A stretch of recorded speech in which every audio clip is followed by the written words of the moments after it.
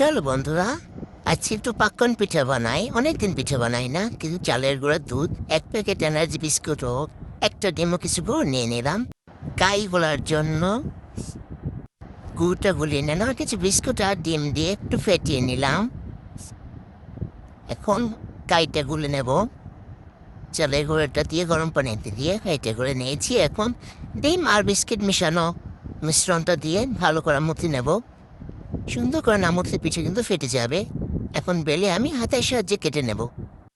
আমি কিন্তু একটু সাজ ব্যবহার করি না, আমি নিজের হাতেই কাটি, যা পারি সেরকমই বানাই। তবে ডিজাইন মোটামুটি খারাপ হয় না, দেখো তো। সবগুলোই আমি নিজের হাতে কেটেছি।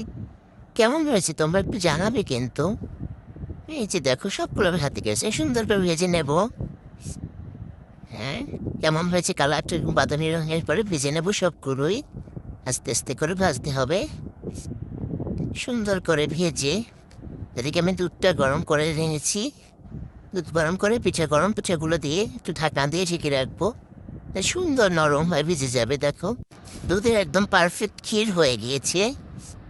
আর সুন্দর করে ভিজেছেও, দেখো অনেক মজা হয়েছে।